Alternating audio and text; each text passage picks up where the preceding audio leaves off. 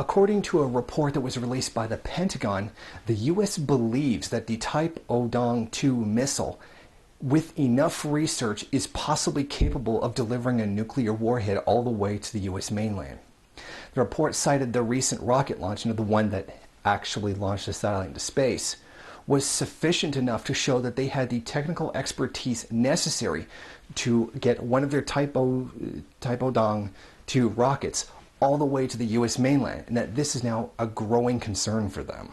They said in the reports that they expect the DPRK to continue with further tests of not only missile technology, but of nuclear capability, building larger and more powerful bombs. These advances in ballistic missile delivery systems, coupled with developments in nuclear technology, are in line with North Korea's stated objective of being able to strike at the U.S. homeland. North Korea said recently that it was going to seek smaller, lighter, more diversified nuclear weaponry that they said they would use against South Korea and the United States if they were to be attacked by either of those two nations. We formally informed the White House and Pentagon that its ever-escalating U.S. hostile policy towards North Korea and its reckless nuclear threat will be smashed by the strong will of all the United Service personnel and peoples and cutting-edge, smaller, lighter, and diversified nuclear strike means.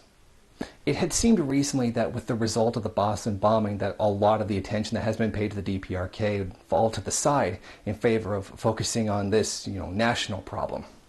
But obviously that's not the case. It was slightly distracted, but we're obviously back on track now. Now, just before this, the U.S. had backed down on a missile test in the area for fear of a possible reaction by North Korea, which shows that at least some way the U.S. is getting the message that the DPRK is not to be messed with and that they are not going to back down. The lesson here is this: whatever the nuclear capabilities of the DPRK might be, we must keep in mind that the DPRK has every right to defend itself from the aggression that's being placed upon it by the UN and by U.S. imperialism. The people of North Korea are proud and are not willing to bend to the demands and the commands of an imperialist warmonger.